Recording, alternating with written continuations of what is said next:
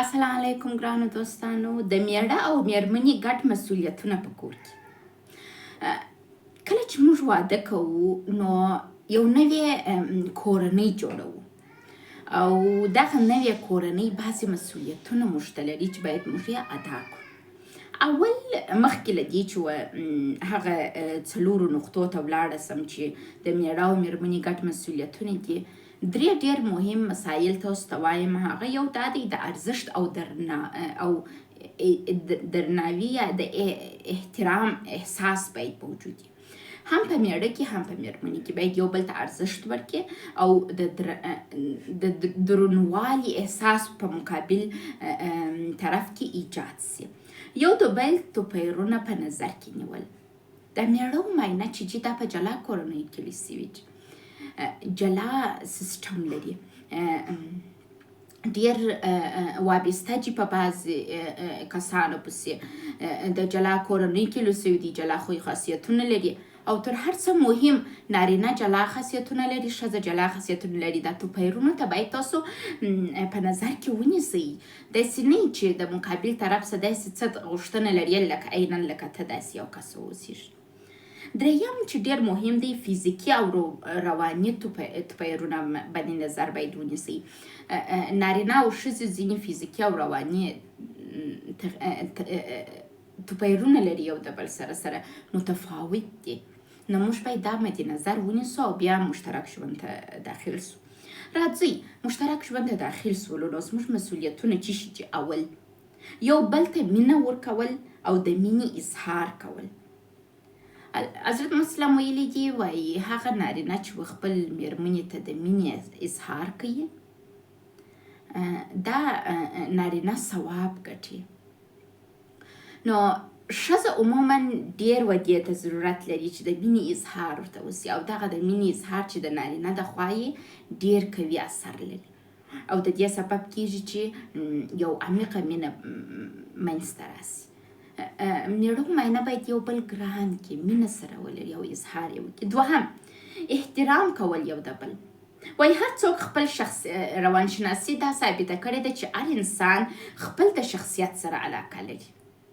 نو موږ باید دا زده کړو چې کله مشترک ژوند ته داخلیږو د خپل مقابل طرف و شخصیت ته د هغه واغه څه رقم چې شتون لري هغه ته احترام وکړو، ویې منو، د تغییر په لټه کې ونه اوسېږو.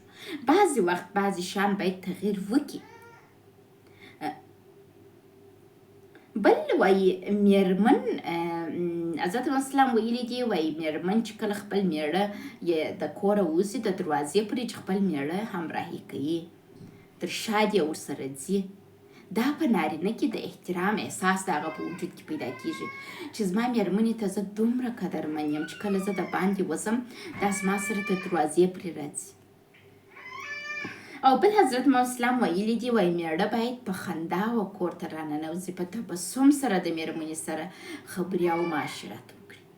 که چیرې دوی دا کار وکړي نو دا د دې سبب کیږي چې دا میرمن د احساس د قدردانۍ وکړي، احساس د احترام وکړي او دا د ښځې رواني او فزیکي صحت جوړوي.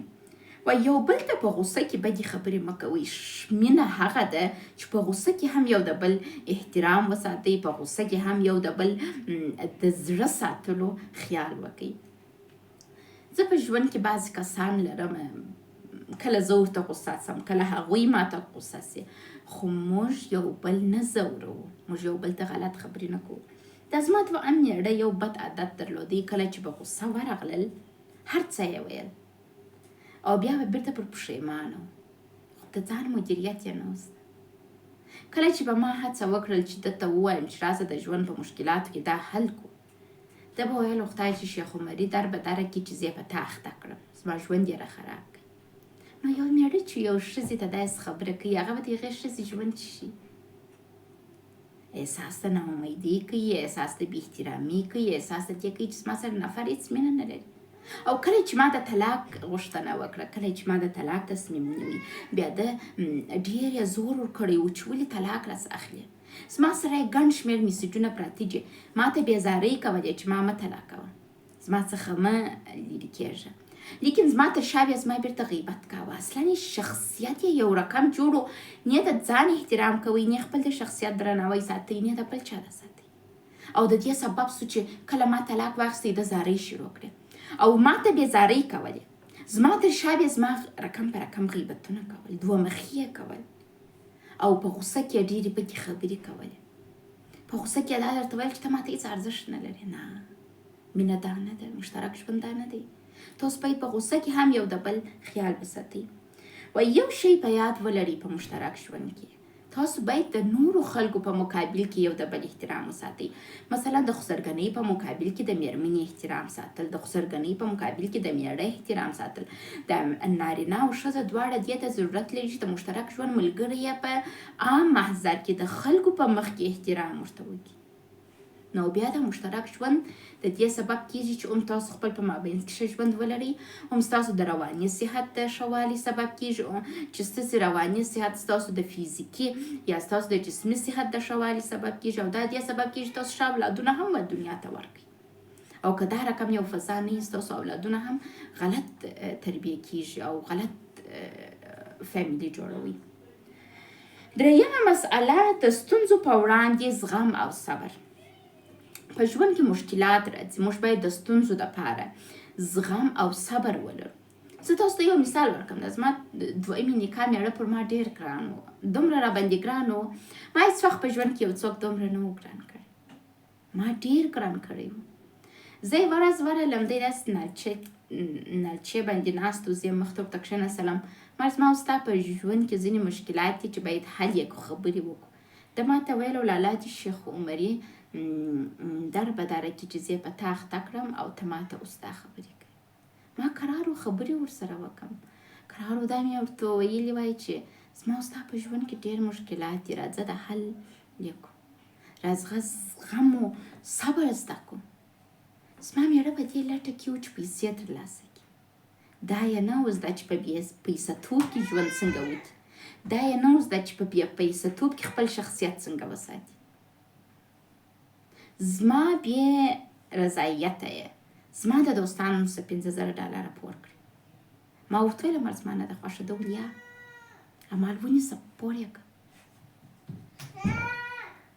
احترام یې نه ساته، صبر و زغم یې نه درلوده. دا شیان خو نو نه کېږي چې بیا یو نفر به مشترک ژوند ساتي، یو نفر به مشترک ژوند ته کار کوي، یا بل نفر یې بیا نه کوي. اخر دغه ته رسېږي. زه دې ته مجبوره شولم ده ته ووایم چې د کور کلي ور وړه زما د اکا لور ته، کور کلي چې زما د اکا لور ته ور وړه، بله ما کور ځینې قید کړي، مال بله ځه په مخه دې ښه بله ته زما میړه یې نه نیسئ، د کوره مې پسې واخیستې، کور زما و. یعنې څوک باید دا حالت ته ځان را ونه رسوي چې ستا مقابل طرف دې ته مجبور شي چې د کور کلي در څه واخلي او درته وایي چې بله ورځ زما کور ته رانسي. باید مشترک ژوند په آګاهۍ سره وسي، باید کار ورته وسي، باید په مشترک ژوند کې دواړه طرفه هم یو بل ته مینه ورکړي، هم د مینې اظهار یو بل ته وکړي، هم درناوی وکړي، او هم صبر و زغم ولري د مشکلاتو په مقابل کې. موږ انسانان د مشکلاتو سره مخ کېږو، دا دنیا جنت نه دی. نو د مشکلاتو په مقابل کې به صبر او زغم لرو، او که چیرې مقابل طرف مو صبر او زغم نه لري، یو د بل سره کښېنئ، خبرې وکړئ چې صبر او زغم مو د مشکلاتو په مقابل کې ډېر سي. بعضې وخت موږ بې احساسه ښځې هم لرو، میړه یې په جیب کې 10,000 افغانۍ نه لري، دا ورته وایي ما ته د 10,00,000 افغانیو امیل د سرو زرو را رانیسي. وخورې هغه 10,000 په جیب کې نه لري، ته د 10,00,000 امیل څه پکې؟ صبر ولره، زغم ولره، خدای به ښه ورځې راولي، خدای به مشکلات حل کړي. نه کېږي چې تاسو د 10,00,000 افغانیو امیل د میړه څخه غواړئ، هغه یې د کمه کړي، ځان خرڅ کړي. نه کېږي. میړه دې غریب دی، پر غریبي باندې صبر و زغم وکړه، خدای به دې روښانه ورځې درته راولي، خدای به ښه ورځې راولي. او په 4م قدم کې د مشترک ژوند ګډ مسئولیتونه دا دي چې د خسرګنۍ احترام وساتئ. نجلۍ هم باید د هلک د خوا و خسرګنۍ ته احترام وساتي، هلک هم باید د نجلۍ د خوا و خسرګنۍ ته احترام وساتي.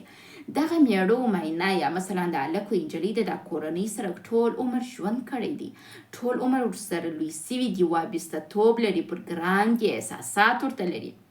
دا د دې سبب کېږي چې که چیرې ته بې احترامي وکړې، د ژوند مشترک ملګری چې دا احساس وکړي چې ولا زه دا نفر ته هېڅ ارزښت نه لرم، زما د کورنۍ بې احترامي کوي، خوا یې به بدېږي.